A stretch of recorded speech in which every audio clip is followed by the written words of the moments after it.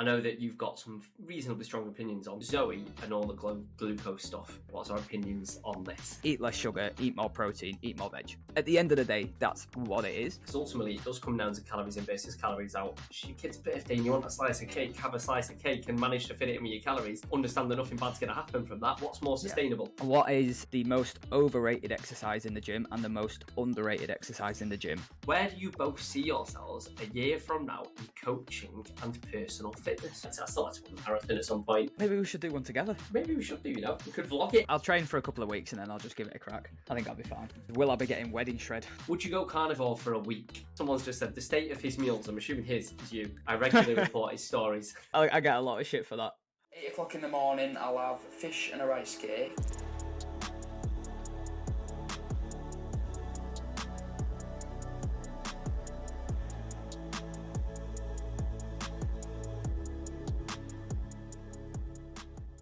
Okay, welcome back to Fish and a Rice Cake. We're not in the studio today.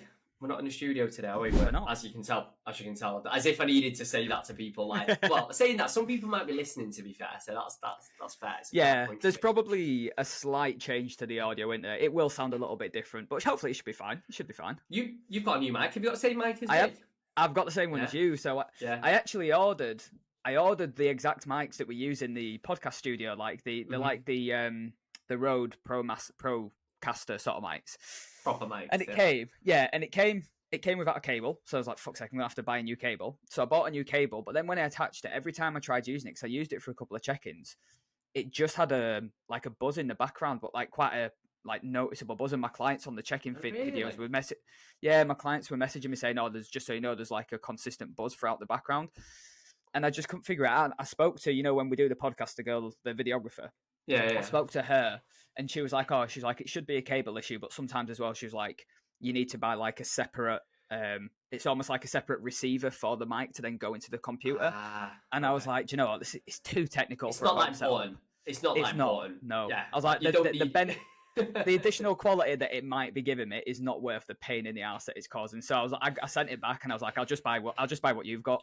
They're all right though, aren't they? I can, you copy even the style of how we've got it in the camera, mate. Well, it comes with a stand, doesn't it? It comes with a stand. Yeah. Because I had mine on like a big arm that I could pull in and out. But it comes with a stand, so I was like, I'll just put it on the stand. I've actually seen coaches online. What they've done is clearly like unplug the Blue Yeti, right? And then they do their reels holding the Blue Yeti. I was like, I'm not going down to that level, but I've seen people do it. It's fucking massive. I'd be holding it huge. Like that. It's fucking huge, yeah. But yeah, so we're at home today, and basically the reason is because we have just got shitloads coming up, haven't we? So we're not going to get into we're getting into studio in a couple of weeks, to be fair, aren't we? But start of June, the start of June. But it's mid-May right now, and we've only got pre-recorded episodes for another couple of weeks, so there's a bit of a gap. So we need to jump on and do a few from home. Yeah, we've got Mike next week, haven't we? As we speak, Mike's episode's coming out, which will be good. I think everyone, what was really interesting. I was saying to you before, so many messages about Dan's episode. So like, if people aren't aware, we did an episode with Dan Meek. And it was very much probably targeted towards coaches a little bit more so. But I kind of said to a lot of people, especially when I sent out my email to my list, I was like, this, although it is kind of directed towards coaches more so, everything is transferable in terms of like the work ethic, everything he talks about. And so many people messaged me saying how much they enjoyed it, especially the coaches. Yeah. So if you are a coach and you've not listened to that episode, fucking definitely go and listen. Yeah, definitely. And then Mike's coming out. Well, Mike's will have come out the week before this, as of this coming out. So Mike is the other half, isn't he? And it'll be along the same vein. So go listen to both of them because they'll both be good episodes. But we've got a few updates, haven't you? Because since we last did one, you've been to Dubai. You've had your trip. Yeah, I was in Dubai. It was really good, mate. I think also we spoke the other day, and I don't know. I wasn't expecting to enjoy Dubai. Like I thought it was going to be a little bit more.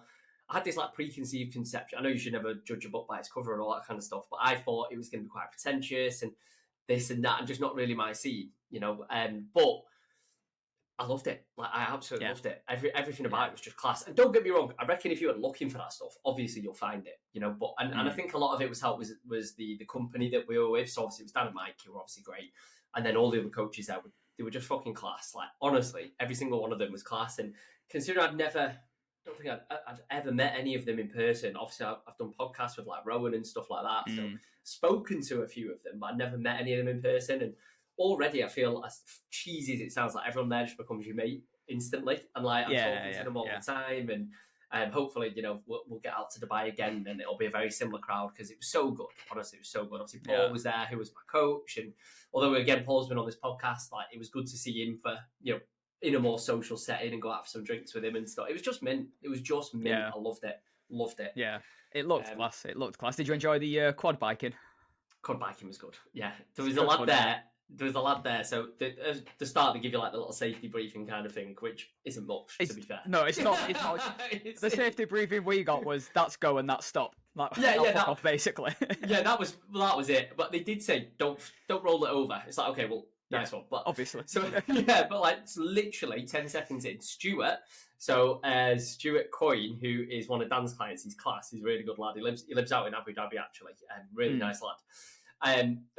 30 seconds in, just fucking rolled it. Literally 30 seconds in, straight off, push, and he went round the corner and just fucking rolled it. I was like, Jesus, he was fine. Like he was absolutely fine. But no, that was good fun. Obviously we did the Burj, that was great. We did the beach club on the Sunday, that was really good. It was all just really good, and we obviously me, Rowan, Jack, Stuart, Ryan, like we all shared an apartment, which was like just ridiculous, like that penthouse apartment that you were supposed to be staying in, of course. But it was mint. Loved it. So hopefully we're back there in the not too distant future. Yeah, mate. Fingers crossed. But in bigger news, go on. So you've been to Barcelona. We did, yeah. We went last week. Had a nice little trip to Barcelona for Sophie's birthday again. We went last year, and then it was a bit shorter last year, and it was a bit rushed. We had a really nice time, but when you've only got like 3 days somewhere, so we were trying to see everything, so it was non-stop. So we're like, right, we'll go back this year for a birthday again, but we'll have 4 or 5 more days and just take it nice and steady. But yeah, we did. We got engaged, didn't we? I was going to say, mate, pop the question. Yeah. Now, congratulations, obviously, but no, it's nice. Have you thought about is there a date, or are you just kind of like no? I think it's one of those like we're not in any rush to do it, so we've got sort of provisional ideas of when it might be, but it won't be for a couple of years, I don't think. Yeah. It's day doing it, mate. Day getting married. It fucking is. Yeah, it is. But then again, like neither of us are big wedding. Like neither of us are bothered about like a big wedding or anything. It'll just be something nice and small, and just keep it simple. Low key. Like, we're the same. We've said that like. Again, nothing against people who would have big weddings. Like you spend your money how you want to spend it, but for us, it's very much like if we do get married at some stage, it will be nice and low key. Do you know what I mean? And hopefully not spend a fucking fortune on it. We've literally said we'll do like a registry office type thing for the ceremony, and then we'll just hire a venue like at a later date, like a week or 2 later, just for like an evening, do a bit of a party. And I was like, that's it. Yeah, we won't do like the big sort of meals and speeches and all that kind of stuff. It'll just be registry office, maybe a meal after just with like family and stuff, and then the evening do at another point. But we'll see. It could change between now and then. It'll be there's a bit of time to go in there. So people come for the party, mate. People just want to come and get drunk. Yeah, that's it, innit? That's it. Right. So anyway, we don't actually have a proper topic today, because obviously we've been busy the last few days doing check-ins, and this was a bit of a last-minute idea. So we did put up a question box, didn't we, last night? We did. We got some questions. Yeah. And I've got a few, you've got a few. So I'll tell you what, shall I start it? Shall I ask you one and then we can go from there? Yeah, crack on. Let's do that. Right, so one that I know that you've got some reasonably strong opinions on. So someone asked me, basically the question was Zoe and all the glucose stuff, as in what are our thoughts on it? What's our opinions on this? So I'm going to let you go first, Jake. Yeah, it's just I won't even say it's reinventing the wheel. It's overcomplicating the fucking wheel. It's like so what it is, if you're not familiar with it, it's an app, and you also get a glucose reader, so it'll measure your blood sugar. I think to start with, you have to send off multiple samples. I think they even do like stool samples and all sorts to get an idea of your gut microbiota and everything like that, gut microbiome, however you want to pronounce it. So you have to send off a few things, and then it gives you like a full analysis, and then it gives you like a recommended diet, recommended targets. But essentially, all it is at the end of the day is it gets you to manage your blood sugar. It reduces the amount of carbohydrates and certainly sugary carbohydrates that you're allowed to eat so that your blood sugar always stays at a relatively lower, stable level. And it just gives you targets to eat loads more fruit, loads more veg, loads more fiber, a lot more diversity in the kind of fruits and veg that you're eating, and more protein. And make sure that any fats that you're having is good fats. So it's like, it's nothing special. It's nothing magic. It's just eat less sugar, eat more protein, eat more veg. At the end of the day, that's what it is. A lot of people are going to benefit from that. Like, you follow it, you're going to lose weight initially, but it's just so just to jump in there, it's essentially the same thing that we ask people to do for the best part of it, right? Which is, if a client comes into us, we don't need a fucking stool sample. We don't need to see your glucose levels. We don't need to see how they spike after you eat a fucking bagel. What we need to do is get you eating more whole foods, more single ingredient foods within a calorie range in order to get you to the place that you want to be, whilst allowing a bit of freedom in your life. Now, again, I think the person who, I know he's a massive part behind it, whether he owns it or not, but it's Tim Spector in it. It's Tim Spector's thing. And Stephen Bartlett's like an investor in it or something as well. That's why he has it on his... He has him on his podcast all the time. Or as Paul Standell calls him, Stephen Bartfuck. Because, but like, the thing is, what annoys me is obviously you got him onto his podcast. You've got this guy, Tim Spector. I'm not doubting he's a clever guy. And in fact, he's obviously a very good marketer because he's clearly doing very well from it. But he also went on there and kind of basically poo-pooed fucking calories and said calories don't matter. He said it's all about your gut microbiome. And basically said some stuff which is essentially kind of fear-mongering. And as you said, that stuff is going to pick up traction because, it's going against the norm of what people with a genuine kind of science-based kind of approach are telling you, which is calories in versus calories out. And as you say, all he's doing is, through a very kind of specific, very well-marketed approach, is getting you to do what anyone else is doing, but just kind of boxing it up in a different package, which sounds really sexy and sounds different to what everyone else is doing. Yeah.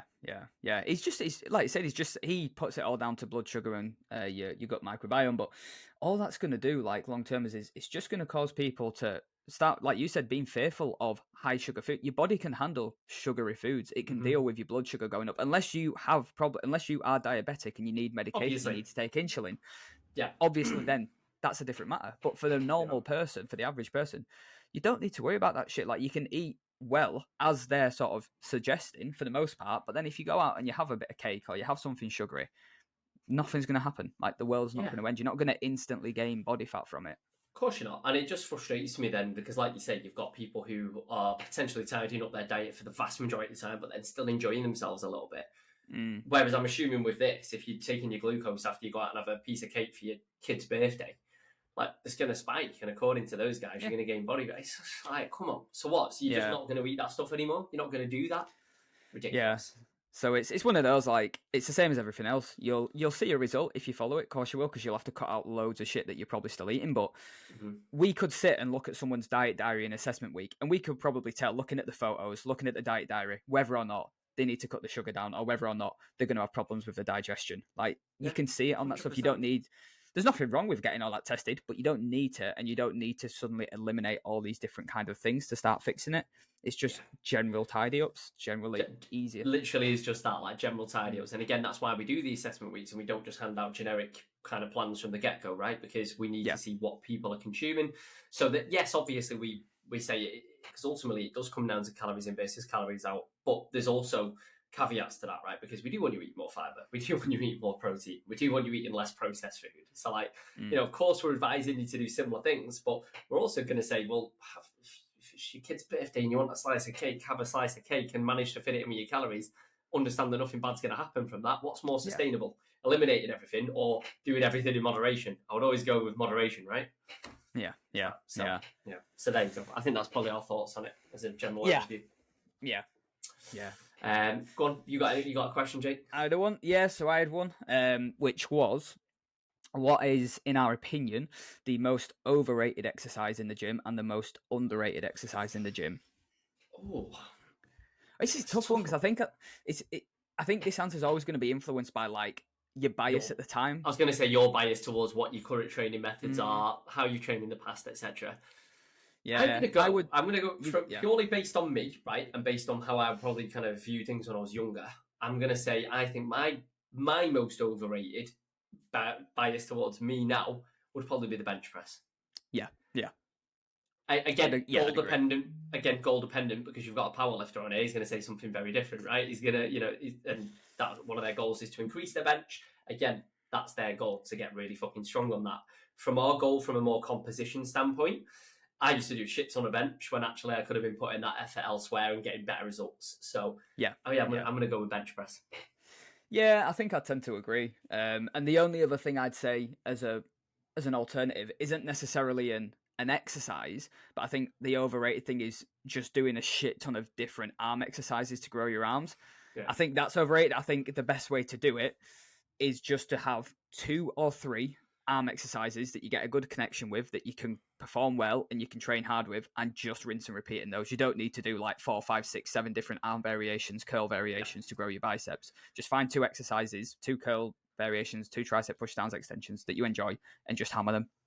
Yeah, and the for me, I don't know why I've only recently started doing these. I want to say recently, I mean the last few years, but reclined dumbbell bicep curls. Oh, class! Yeah, I love them. Like they are. Like, that's pretty much all I do for my biceps at the moment. And at the moment, like, but I genuinely feel like I've probably got the most shape around my arms I ever have done, and I don't really. I mean, I might do 1 or 2 others, but generally speaking, that's my staple. That's in every single one of my programs.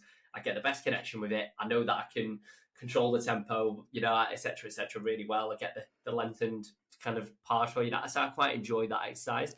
And I don't feel like I need too much more variation. But yeah. No, that's it. I do reclined to get the nice stretch that you get from them in the lengthened range, and then I'll do like a cable curl variation for a bit more of a shortened range, depending on how I sort of stand in the distance. And that's it. I just do those 2 exercises for biceps. Yeah, 100%. So what would you say underrated? This is tough, because again, I think this is just going to be down to what exercise you enjoy at the moment, I guess. But yeah, and I go through different phases of enjoying different things, but underrated.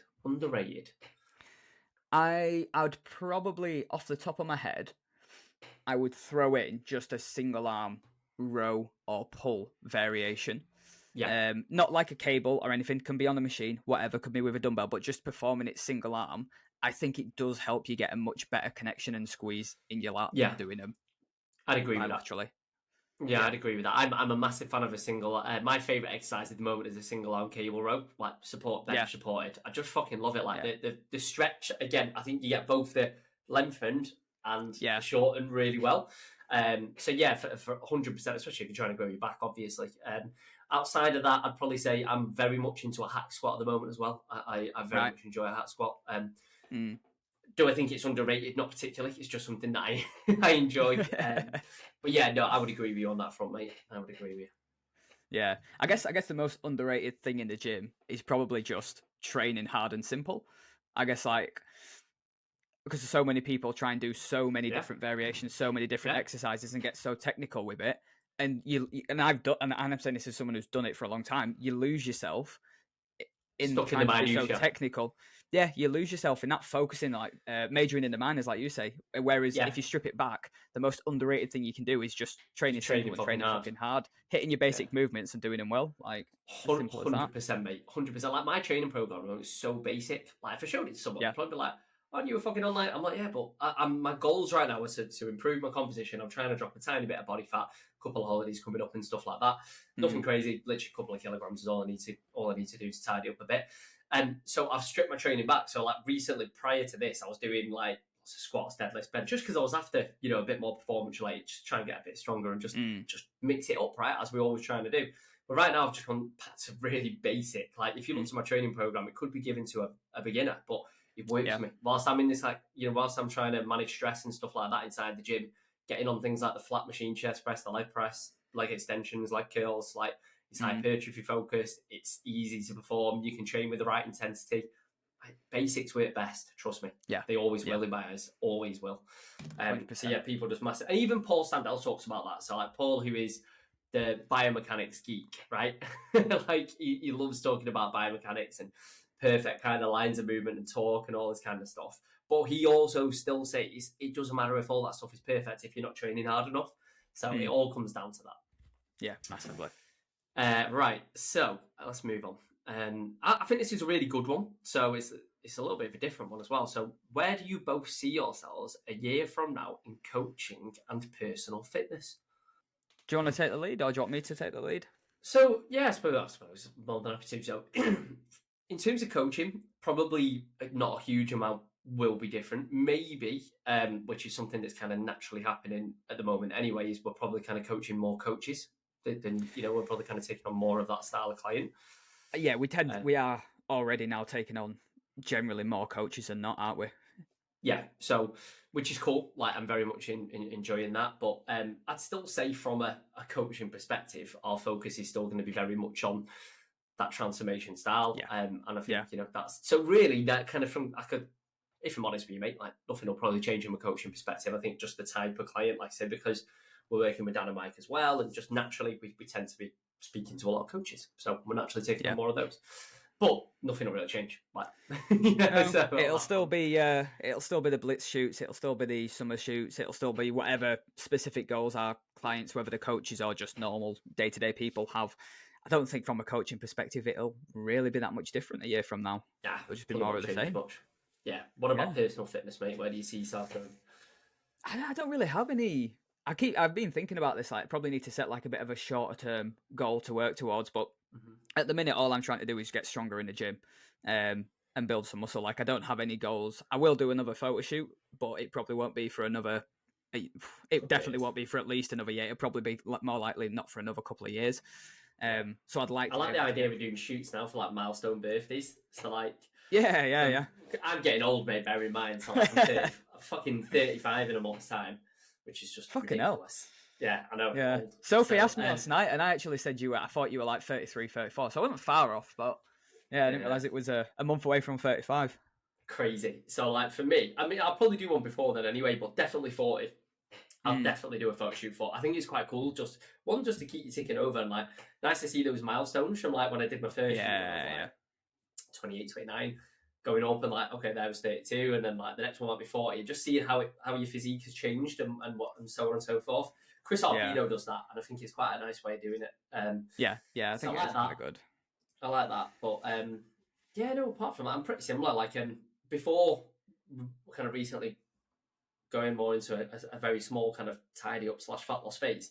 I was similar to yourself, just trying to get stronger. I had a bit of muscle. I did obviously. I was doing quite a lot of running as well, but that's all dialed back now because for me, if I'm trying to train all of those things at once whilst I'm in a calorie deficit, I just know that I just won't be able to keep up with it. And and this is something we talk to our clients a lot about, is like managing stress on your body and understanding that when your body's in a deficit, actually, sometimes battering yourself on a weekly basis is not the best thing to do. So I've dialed things back a little bit, but it's always changing in it. Like I've still got a goal that I still like to run a marathon at some point. I've been thinking about that a little bit, just from the point of view of kind of similar to part of the reason why I did the show is because I think I could do it, but I don't want to be one of those people that sounds like, oh yeah, I could do that, but never actually do it. So part of me is just like, well, fuck it, I'll just do it then. Like just to prove that I can do it to myself. Yeah, it's just one of them things, isn't it? It's not like I'd want to do it and get the best time or like even really kind of go for a certain time. Just something. It's just that nice goal to kind of work towards. But maybe we should do that. Maybe we should do one together. Yeah, maybe we should do. We could vlog it. I can train for one back end and vlog the training for it. Because my other goal alongside that would be just to continue getting stronger in my compound. So it works quite nicely as a 100%. Yeah, it does. Runs quite well. And also, something that I think is a misconception, and maybe not so much anymore, but certainly used to be. I used to think that doing lots of running stuff would be bad for your gains and your muscle. That just means you eat more food. Yeah, and it literally just means you can eat more food, and actually, if you're fitter, you're generally going to recover better from your bigger lifts and your sessions anyway. So yeah, as long as you're looking after your nutrition, you're going to be fine. I've literally just had one of my clients, Sam, who I don't know if Sam listens to these actually, but if he does, big shout out to Sam now, because he's just last weekend he did a 50-mile ultra marathon over the Yorkshire Three Peaks, which is fucking like 50-mile like a 50-mile run in itself is ridiculous. To do it over peaks is nuts. And he's been obviously training for that now for a good long while. Had him in training, and he's not lost any size. Like he's not as strong in the gym just because his his session frequency has been pulled back as his running frequency's increased, training for the 50-mile run. But he's not lost any size. Like he looks from a physique point of view the same as when he started, and that's just because we've been running his food. We've just been keeping his food super, super, super high. Well, that's it. This is what I say to a lot of my clients, right? You know, I think of fitness like a sliding scale. So, like on one side, you've got like, let's say you've got composition on one side, and then on the other side, you've got like performance. You know, so like for example, an ultramarathon, marathon, powerlifting, whatever the fuck that might be. Okay, so I like to think that if you spend the vast majority of the time somewhere in the middle, and what I would call like sharpening the axe, you're doing a bit of everything, just feeling good, looking good, generally training hard, you're gonna be great. Like, and then every now and again, you know, you might have a photo shoot, so the dial goes more towards composition based training, nutrition, and then you know, if you've got an ultra, if you've got a marathon, you might go a little bit more towards the performance, and that means, you know, your aesthetics don't matter as much because you're training towards a performance related goal. And I think as long as you're somewhere on that scale all the time, and you're probably not always too far on one side, like you're gonna live a really fit, healthy, strong life. Do you know what I mean? Yeah. Maybe we should do that then. Maybe we should do that. Do a marathon. It'd be quite cool to do. Yeah. What do you reckon? We'll get people to tell us that after they've listened to this. What do you reckon, guys? Should we do a marathon? I reckon I'll train for a couple of weeks and then I'll just give it a crack. I think I'll be fine. I need to do more than that. I did that half marathon not long ago. To be fair, I went for it. Like I really went for it, but I felt like I'd been hit by a bus afterwards. Oh yeah, I bet you did. To be fair, yeah, it fucking killed me. Right, let me have a look, see if we've got any of the. What did you have another question? I just had one, which was, will I be getting wedding shred whenever we get round to it? Probably not, to be honest with you. No, it depends where I'm at the time. I think because we're never. Because of too far, we're never too far away from being that lean. And like, I went to one of my mates' weddings just before the shoot last year, about 2 weeks before it. So by that point, I was like shoot ready. I think I'd already done the show, and I just don't like how shirts and suits hang off you when you're that lean. Like for me, it's 100%. I just didn't like how so I wouldn't want to be that lean for a wedding. I probably, if I needed to, I'd maybe dial it in a little bit. If I was like, I'm at the end of a gaining phase and, you know, we've got the wedding in like a few months, I might say, right, I'll just tidy up for 6 or 8 weeks. But I wouldn't be that bothered, to be honest with you. Yeah, 100%. I'm the same. So like a week before we did the last photo shoot in November, I had a Gatsby party to go to, which was like a black tie kind of thing. So that's cool. It was really cool. But it was literally the week before the shoot, and I was lean, and I put the suit on, and I felt like a school kid. Like, you know, honestly, mate, I felt like really baggy. Oh, horrendous, absolutely horrendous. So yeah, I completely agree. I think obviously it's nice to look half decent on your honeymoon or whatever if you're doing something like that. But I think in a suit you need a little bit more size, you need a little bit more meat on the bones. Yeah, definitely so. But I think that's because as well, like you said, we're always relatively, because we've done shoots and we've been that lean multiple times now, and we're never that far away from it.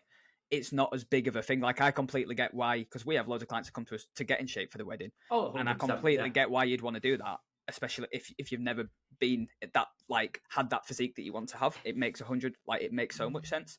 But I think because we were always been in and around that for a long time now, it doesn't have the same sort of weight to it for us specifically. I think 100%. And again, that's I suppose we can blow our own trumpet a little bit there, but even now, like, you know, we're fucking 6 months on from the photo shoot, and I'm literally, if I put my mind to it, I'm 6 weeks away from being maybe shoot condition, but not fucking far from it. Do you know? That's what we say to all of our clients. Like, it should never be.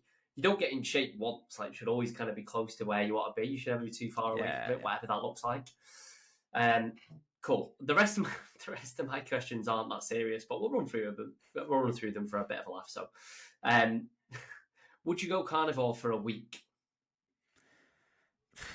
What, just for the shits and gigs, just to try it? Just for the shits and gigs, I think. Yeah, just to see what we think. I guess maybe if I was getting paid to do it, or if it was just for like, if we did it for like to video it and do it as like a funny YouTube video, maybe like a vlog it. Yeah. I'd miss my oats though. I'd really miss my morning oats.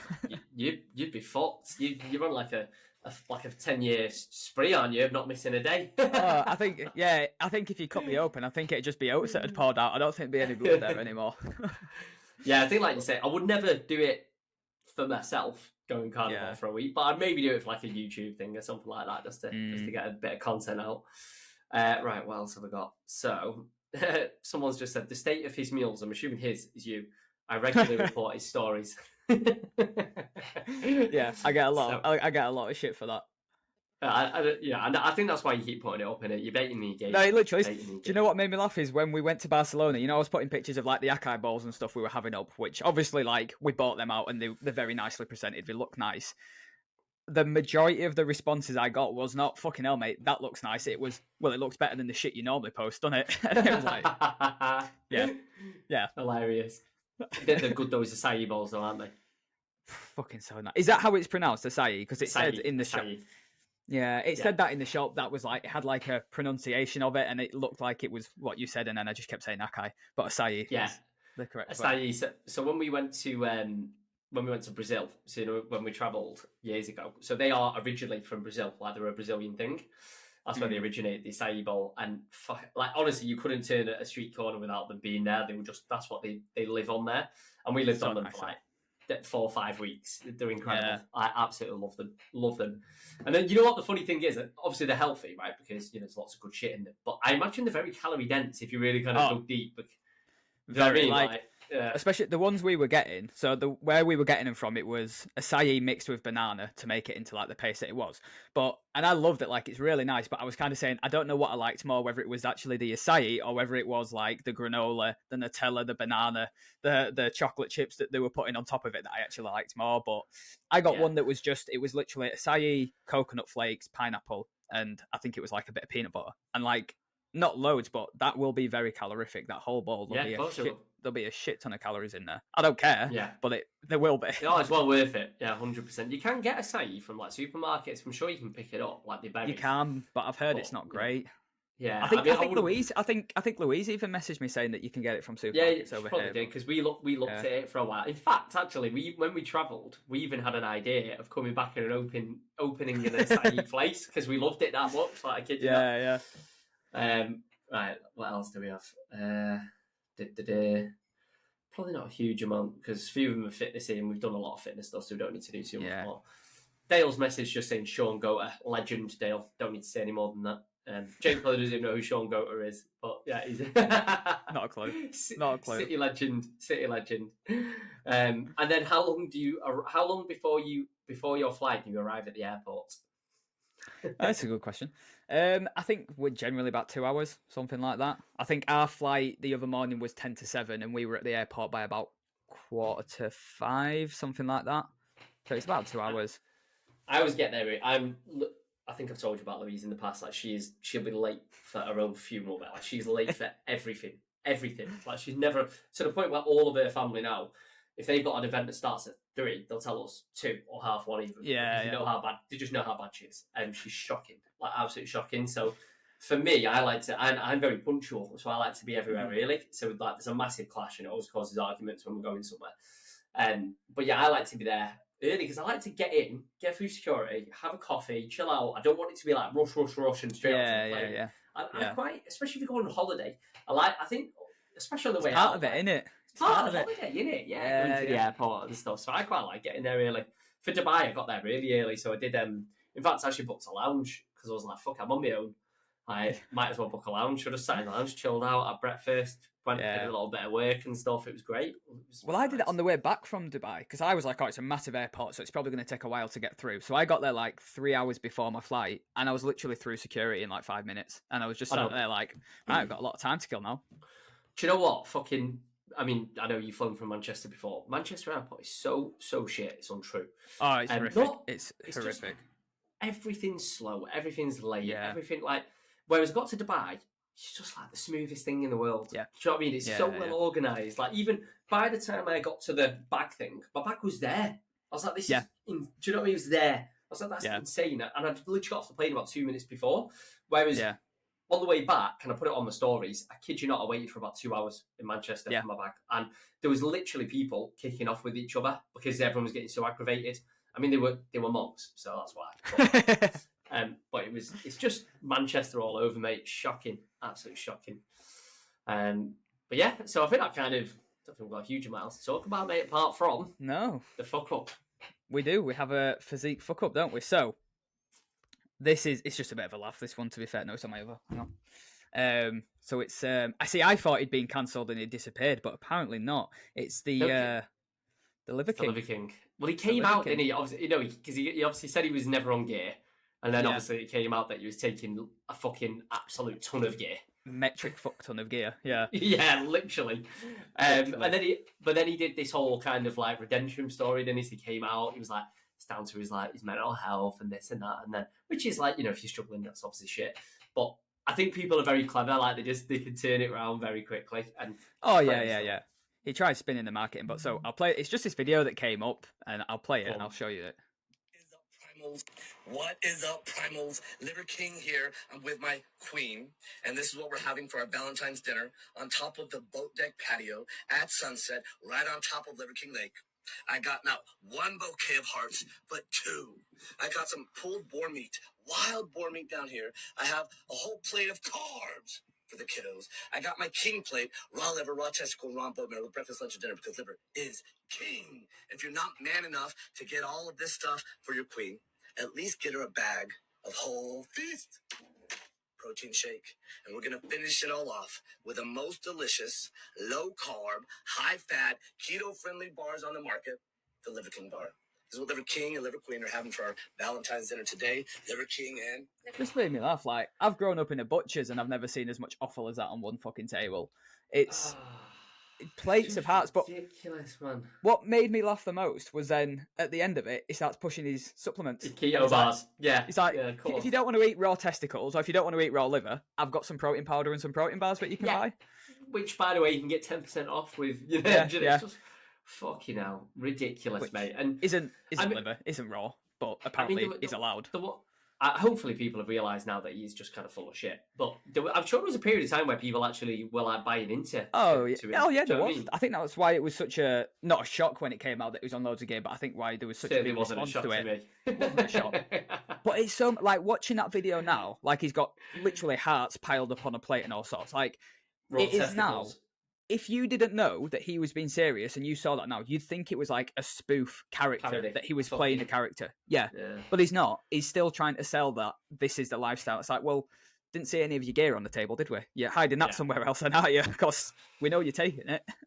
Absolutely mental. That's insane. And like you say, he's got his protein powder there. I'm assuming that's one of his his protein brands. Yeah. It literally was like, oh, if you can't eat all this, buy a bag of my protein or buy some of the protein bars. It's like, well, you're trying to push a raw meat, raw offal diet, you're also pushing your own supplement. Because that's what he made his money in it to start with, like with supplement companies and shit. I mean, and then he created the character. He literally created the character to push the supplements. Yeah, of course he has, 100%. And now the character's all obviously, it's got to. I'm sure he's not like that off camera. He can't be. He can't be that fucking weird. Surely not. But I mean, he's still got 2.3 million followers, and obviously, he lives. He's clearly got a lot of money, so there's people buying into it. He does have an incredible physique, but I suppose you would do if you were taking that much gear. It's mad, isn't it? It's mad, but yeah, I think people now, for the most part, there'll still be some people that follow what he says and still buy into him and do what you want. That's up to you, but he just doesn't know. He's just selling an extreme character and diet to make money. That's all he's doing. But again, it works, doesn't it? As we spoke about earlier with the Zoe stuff, right? I mean, obviously very different extremes, but both extremes regardless. And what annoys me is that Tim Spector guy tries to say that he's not extreme, and it's the way he comes across, his demeanour is not extreme, like the Liver King, which is very extreme. Still just as extreme, like as daft as it sounds. Do you know what I mean? So it's either sides of the spectrum. It's like, but the sexy, the stuff that works, which is the stuff in the middle, is you're never gonna get attention on Instagram or online, and we've spoken about this before. No. Like, it's just, if me and you started doing videos like that and started doing mad shit like that, we'd probably get more followers, but we'd also be talking a load of shit, which would not be in line with our values. Just fucking... Yeah. So it is what it is. Maybe we can do a YouTube one day where we have a Liver King day. Eat some raw testicles and some some hearts. Like a Bush Tucker trial style video. Yeah. Oh, that would be quite good, I bet people have watched that. It would be quite fun. Yeah, it would be quite funny. You like testicles anyway, don't you? So. Oh yeah, it's favourite every Friday night. Right. Well, I think that's everything then. So I think that is. You enjoyed our little home episode, and it was it worked. I'm sure it did. Yeah. If not, we've just wasted 40 minutes, but there you go. There you go. People have wasted 40 minutes of their life listening to it anyway. So, but we'll be back in the studio next time, so you'll be able to get the better sound quality and video quality. Yeah. So as always, what is it? Like, follow, subscribe, X, tweet, Bebo, tell your sister, tell your Facebook. parents. Yeah, tell your mum. Yeah. Yeah. Tell everyone. Sweet. All right, guys. Lovely stuff. Catch you in the next one. See you in a bit.